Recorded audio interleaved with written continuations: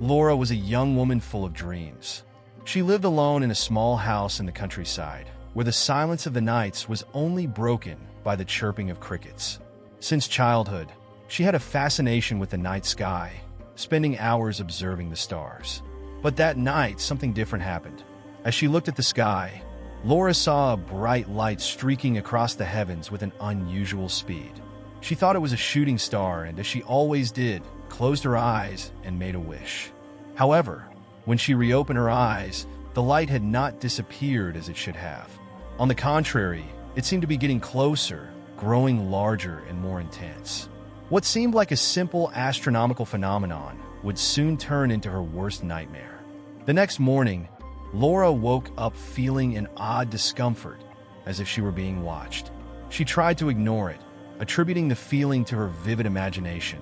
But as days went by, the sensation only intensified. Small events started occurring in her house. Objects changing places, doors closing by themselves, and shadows seeming to move in her peripheral vision. Each night, Laura's sleep was disturbed by strange dreams where the same bright light from the sky seemed to invade her thoughts. Determined to understand what was happening, Laura began researching celestial phenomena and paranormal experiences. She spent hours online, reading accounts from people who claimed to have had similar experiences. The more she researched, the more anxious she became, as the stories she found were chillingly similar to what she was experiencing.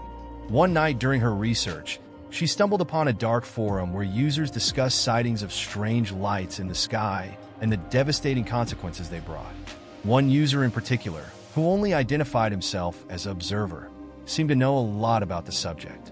Intrigued, Laura decided to send a message to the observer. To her surprise, he responded quickly. "If you saw the light, then you know it's not just a shooting star. It is connected to something much larger, something we cannot comprehend," he wrote. Laura, skeptical, asked if it was just a prank, but the response she received sent chills down her spine. "I know where you live, Laura, and I know what you saw. What you have awakened cannot be ignored." From that moment on, the events in her house intensified. What had been minor annoyances now became unbearable. The electricity was constantly failing, and Laura felt an increasingly strong and threatening presence. One day, while tidying up the living room, she noticed something written on the fogged-up mirror. "You asked for this." Desperate, she tried to wipe away the message, but the words seemed to be etched into the glass itself. It was as if her house had turned into a haunted prison, and Laura didn't know what to do anymore. Determined to seek help, Laura contacted an old childhood friend, Matthias, who was known for his interest in supernatural phenomena. He arrived at her house the next day, bringing with him a suitcase full of equipment and old books. "Do you really believe this is something otherworldly?" he asked, trying to keep a calm tone, but the concern in his eyes was evident. Laura explained everything that had happened, including the conversation with the observer and the message on the mirror. Matthias listened attentively, and after a moment of reflection, he said, "We need to find out what this light is and why it's following you." They decided to investigate the origin of the light Laura had seen. During the early morning hours, they climbed a nearby hill where the view of the sky was clearer. As they waited, Matthias set up some equipment to detect any electromagnetic changes. For hours, they saw nothing but ordinary stars until suddenly, the same light appeared again. This time, however, it seemed to have a purpose. It moved slowly, as if it were watching them. "It's her," Laura whispered, her heart racing. Suddenly, all of Matthias's equipment began to emit strange noises, and the lights flickered uncontrollably. It was as if the very air around them was charged with electricity. The light in the sky intensified, becoming almost unbearable to look at. Matthias tried to record everything with his camera, but it seemed to malfunction. Then, without warning, the light vanished, leaving only the disturbing silence of the night. "This isn't natural," Matthias said, his voice trembling. "I think we're dealing with something far beyond what we imagined."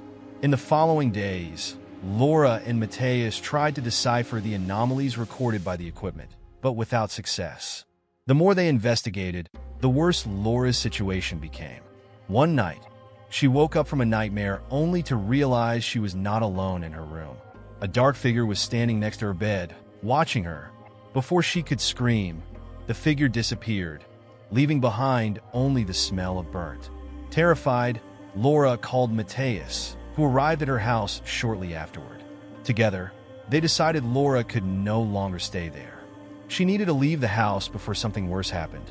Mateus helped Laura pack her things, and they left that same night. However, as they drove away, Mateus's car began to fail mysteriously. The interior lights flickered, the radio crackled, and the engine stopped working completely, leaving them stranded on the deserted road. "It can't be a coincidence," Mateus said, as he tried in vain to restart the car. "She doesn't want you to leave." Suddenly, the same light Laura had seen in the sky appeared again, this time much closer. It hovered over the car, emitting a deep sound that made Laura's bones vibrate. "Don't look at it," Mateus shouted, trying to cover Laura's eyes with his hands. But it was too late.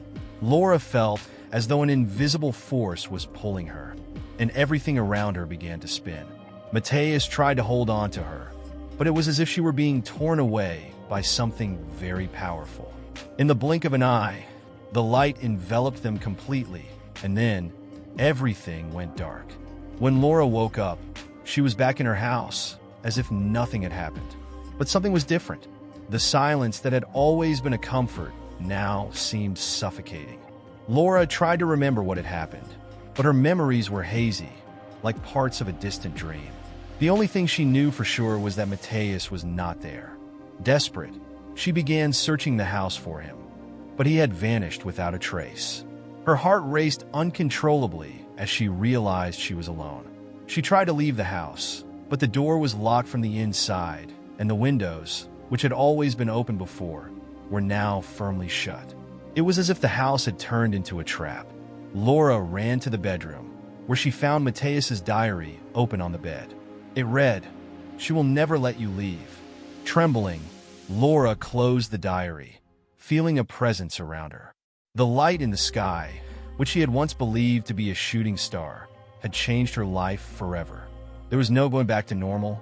Each night, she felt the presence drawing closer, growing stronger. She was trapped in her own home, in a distorted reality where fear and paranoia ruled. Whatever was out there, whatever that light was waiting. And Laura knew, deep in her soul, that there was no escape. Weeks passed, and no one heard from Laura or Mateus again. The house remained abandoned, and soon rumors began to circulate among the townspeople. Some said it was cursed, others that it was haunted, but no one dared to approach to find out the truth. The light in the sky, on the other hand, was never seen again. But for Laura, it was still there, hovering over her life like a harbinger of something much worse yet to come. And so, the mystery remained. No one knew what really happened that night, or what had become of Laura and Mateus. The only thing certain was that what Laura saw in the sky was not a mere shooting star. It was something much darker, something that had changed her life forever and continued to haunt the dreams of those who dared to remember. Thank you so much for listening to this story. If you enjoyed it, please consider subscribing to the channel for more tales like this. Your support means the world to us, and we can't wait to share more with you. Stay tuned for the next story.